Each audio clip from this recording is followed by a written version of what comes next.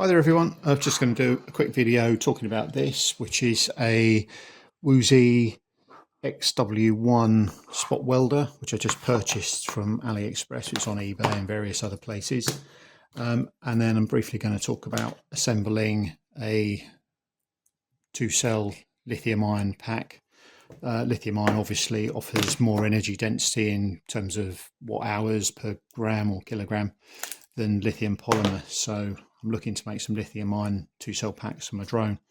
So when you receive the spot welder, you're going to have to do a little bit of assembly. You have to assemble these spacers onto the clear acrylic covers that protect it.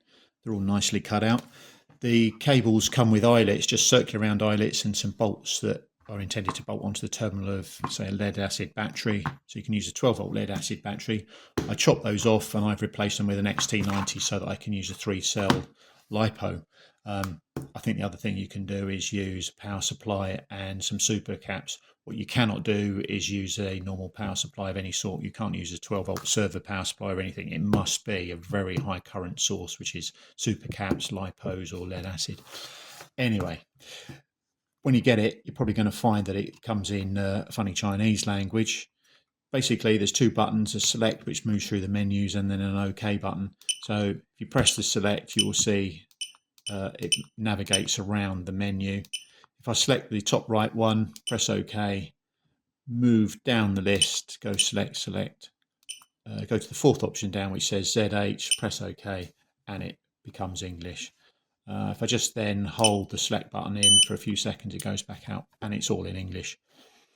You can see the voltage of the battery that's supplying it, or the power supply, super caps or whatever that's supplying it. There's a delay time, which is the time from when you first connect the probes on the nickel strip to when it actually fires the pulse. It can be a 1 or a 2 pulse system, so it specifies the on time of the first pulse, the gap between that and the second pulse, and then the second pulse time, which I think can go up to from 0 to 30 milliseconds. So if you set 0, it's effectively a 1 pulse system. You can see the temperature, also the number of spots that you've actually done, spot welds you've done, and also an indication of the current, which I think is probably going to be quite crude, but it gives you some idea of how good the battery is and your contacts and everything else. The probes are, I would say, good quality. They feel nice and strong, and the wires pretty sturdy, and they come with some decent connections, high current connections that push in. So that is the gizmo itself. And also I'd just say the instructions, yeah, they're actually pretty good. There's a Chinese set on one side, English on the other, and they actually make some sense. So yeah, it's a thumbs up. Just to say, this was sold, it's advertised with a Bluetooth dongle, and it says it comes with an app. And to this day, I still haven't managed to get hold of the app. I don't even know if the app exists. I've contacted the supplier, and I've even tried to contact what I think is the manufacturer. But no, I don't think this exists. So I'm not using that. And to be honest, maybe it doesn't matter. If somebody finds it, let me know. Put a download link in. I'd love to just see what it's like. But do you really need it? I don't know what it's going to add particularly. You set the pulses, you connect the probes, it beeps and makes a spot weld. Why do I need an app? Anyway. Okay, this is probably a somewhat meaningless test, but just to see what sort of quality it is. I've set it up with a 5 millisecond first pulse, 15 millisecond gap, and then followed by a 20 millisecond main pulse. And what I'm going to do is just discharge it through a lump of stainless steel, just to give you an idea. Reset the oscilloscope. And there you go, those are the pulses. So each square is set to 5 milliseconds. So you can see the first pulse is 5 milliseconds. We've got the 15 millisecond gap, three lots of 5, and then we got 4 lots of 5. So the timing is pretty well spot on, as you would expect. Right, to assemble a battery pack. Okay, so let's assemble a 2-cell lithium ion pack. First thing is to go and source some cells. Just look around online, see what people are using. Choose a cell which has got a suitable capacity and discharge rate, C rate, to suit your model application. I got a hold of these 3 and I know they're working because I've used them and I'm happy with them. And obviously when you've got these cells, treat them with care. If they get hot and you short them out, they're going to literally explode, so be pretty careful. Then you need to source your power connector. These are XT30 connectors, and I got these from Aliexpress with 16 AWG silicon coated wire already attached. You need silicon wire for fire safety. And this is a JST XH2.5 connector. It's the standard balancing lead connector, which goes to your charger. And then the first thing to do is stop and think, when you put the cells into your model, where do you want the wires coming out? Where's the best location? You don't want bunches of wire or the wire in the wrong corner or two coming out on the wrong side that's going to hit something. So depending on your model, just stop, think, what's the best orientation for the cells? Then obviously we're going to need these in my application with just a positive and negative end, and I'm going to put these together and bond them with some hot glue stick. You want these to be fairly rigid. You don't want any stress being taken by the spot weld joints or by the wires. So I'm going to go and glue these together. So right, bonded together, they're nice and secure. Again, just a bit of thinking. I want to have the connector coming out the side of the cell to about that distance. Now these cells happen to have some tags on which I'd removed on the other end, so I've tried to get these in a position that these wires, when they come up this side and they're held here, I can join the negative and that one. What you don't want is wires crossing over each other. You don't want them all bunched up, and you need to try and think, how do I neatly route them? What's the best organisation? So I've made these tags come out there just to keep them separate. If the both were coming up this way, there's going to be a lot of wires all in one location. So this keeps them apart and routed nicely. So I'm just going to trim those to the right length. So they're trimmed and suitable length that I can join the wires on. So I'm going to join these two wires on there, cut them to the right length and solder them on. I use a T12 soldering iron, which has got adjustable temperature, and use a fairly chunky bit on the end. Okay, so I've prepared the battery output lead, cut them to the right length. I've tinned the wires. Sometimes I use a bit of flux that helps the solder to flow, and I've got that ready to go. Now, one thing just to say, these XH connectors for the balance lead, you'll notice that the one on the battery, that is the orientation that it should be. Black is on this side. So if you line that up with the parts that are sticking out on this side, it should go negative, the next cell, and then the positive side of the battery. The highest cell would be the red wire coming out. So the wires I actually purchased that came like this, they're actually the wrong way around. Really, it'd be much nicer and understandable if black was down this end and red was down the other end. So what I need to do is carefully get a very sharp knife, push the little tags down in there, pull the wires out and push them all back in the right order. So I just use a scalpel knife to do that. Push the little tags in here, pull the internal connector bits out and then push them all back and make sure they're solid and don't fall out. Okay, I've pulled the wires out, but just a little tip. When you do that, when these wires are in the plug, the best thing to actually release them is push them in all the way so that you can see the little tiny barb on the back of the connector. Push the barb down with a knife or a probe and then pull the wire out, and they'll come out quite easily.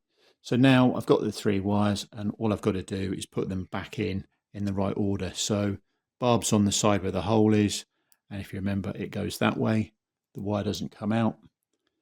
And then the next wire is the first cell up, and then positive is on this end. So I mean, you can always check against an existing battery. All the wires are in firmly, they won't pull out. That's vitally important. And you can see the same if you compare it to an existing battery pack. I've now got the same color sequence on the XH 2.5 connector. So I've now also just prepared the length of the wires on the JST connector, and you can see that I can route those quite neatly there. That's where I want the wire to come out the side, and I'm going to run the yellow one down the back. Now, when you solder all of these wires onto these two tags, these are obviously pre-spot welded, so it's not really relevant to the spot welder video, but I've got to spot weld the other end in a moment. What I would say is there's a protective plastic ring around the end of these cells, because you've obviously got positive here and then all of the metal around it is negative. And what you really don't want to happen is this tag touching anywhere in the metal, so you don't want to melt any other plastic insulation between this tag. So, or this one for matter, although it's negative and it's all negative, so it doesn't matter so much. But on this one, definitely avoid heat going onto that. So I'd put something like a little bit of thin card underneath it, and then you're going to solder the positive wires to there. So I'm just going to solder those on there, which is easier said than done. You might want to get somebody to help you.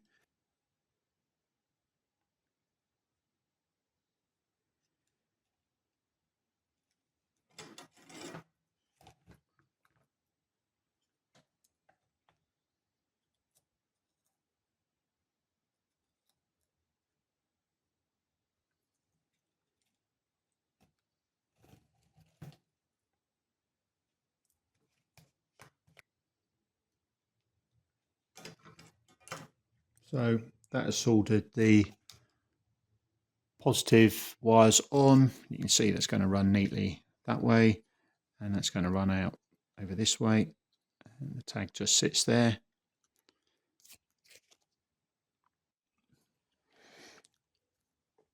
So it's quite fiddly to do. It's probably a case to get somebody to hold the wires in place while you solder, but you can see now I've got this one that will run down the side. The power output leads will going to run that way out of there, and they're nice and parallel to each other. Same here, that the red's there. Now what you don't want to do is cross wires over as well, because if something hits it, if you have a crash and you've got a wire laying on top of one, it's better if you can just try and get them all laying neatly separated and don't cross things over. So what I'm going to do is run the yellow wire down through that gap between the two cells and the black wire. So I'm just going to poke that through there and then down there. Okay, so there you go. Wires all neat, right length, in the right position down the side of the cell. That wire's going to run down. Now what we've got to do is put the spot welds on here. You can see the hot glues there. Okay, so to actually do the spot welds, the times for the first pulse, the gap, and then the second pulse, I think my conclusion is you have to actually test it yourself, because those numbers depend on the wires, the type of battery source you've got, its voltage, its internal resistance, and just how much current you can and energy you can deliver to the end of the spark probes. So what I recommend is try and get hold of an old cell, whatever type of cell, and your particular strip, and do a few tests. So I purchased some strip which is 0.12mm thick by 5mm wide, again Aliexpress or eBay or somewhere. Okay, so I've increased the first pulse to 13 milliseconds, reduced the gap to 8 milliseconds, and I've got 25 as the second one. So I'm just going to try again. You can see a bit of a brighter flash and spark. That visually looks a lot better. I can see immediately that I've got two sort of wider spots, and yeah, if I pull those, it's quite tight. Sometimes it will tear, so I might even increase it a little bit more. So yeah, I've just increased the pulse time to 16 milliseconds with an 8 millisecond gap and 25 milliseconds to the second one. So let's see what that's like. That's pretty good, I'd say. You can see there's some decent size welds on that. And if I pull it, well, I'm pulling that really hard, that's going to tear if I pull it anymore. So I'm going to go ahead with that, and we'll use that on our proper batteries. But yeah, definitely you always want to test it out, and it may even vary as the battery starts discharging or ages. You know, the settings you're going to use might actually change. So it's a case of keep monitoring, looking for what sort of weld quality, visual appearance is like, giving some pull tests. Anyway, let's now just solder these 18650s, put a tag across there that we will then join this middle battery monitor wire on. Okay, so I put the bit of strip there. I rounded these corners off just to keep it on the positive terminal, and this far end here is going to have a wire solder to it, so I've just lifted that up. What I'm going to do is 4 spots on each cell. That's the goal. So I'll just do the first one, put it on. There you go.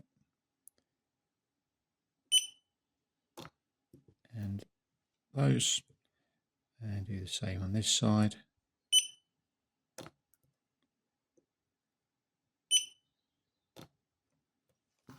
There you go. I would say that's done a pretty neat job. I don't really want to tear and destroy this because I've already proved that on another cell, but yeah, it's not going to come off of there. All I've got to do now is solder this wire onto there.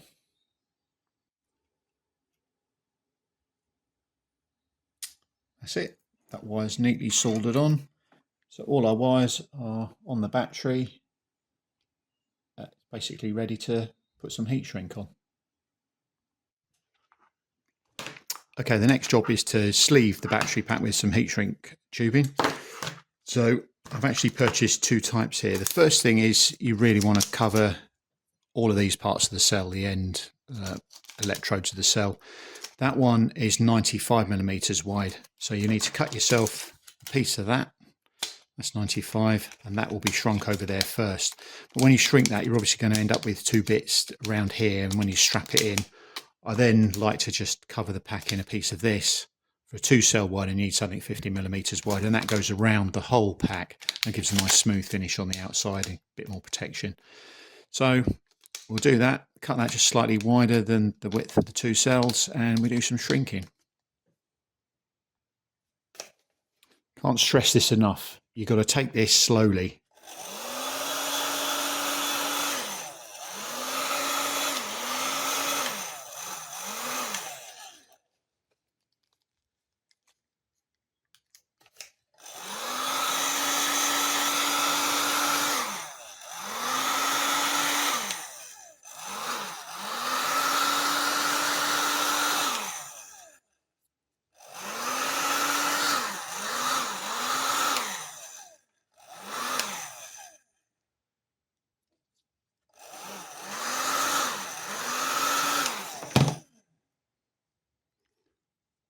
So there you go, that's that shrunk round there.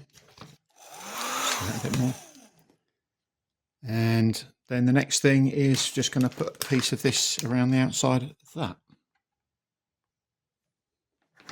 So you want this piece almost just the same length as the pack. What I do on this is just do a slight nick there and there, which is the ends where the wire comes out. And when I put this in there, what you'll see, that allows it then just to push a little bit further this way, so it shrinks around neat and almost holds the sleeve on so it doesn't slide out. If it's down here, it's going to be exposed there, but it allows you just to push up there as neat as you can. So then we shrink that down.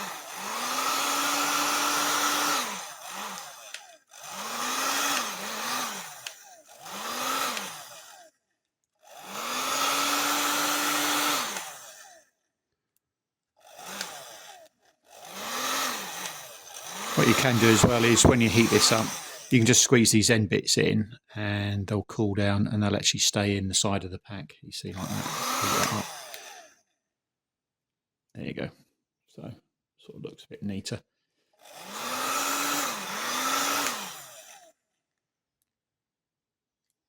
There you are. One battery pack done.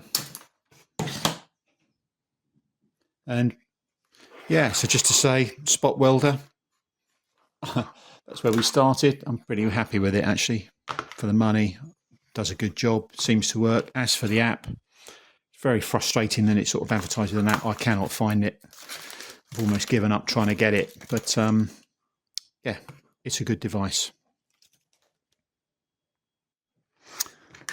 The only very final thing I do is just put an identity on the pack, so I know what pack is what. There you go, a new battery pack. Stick it on your charger, check it charges, make sure it's okay.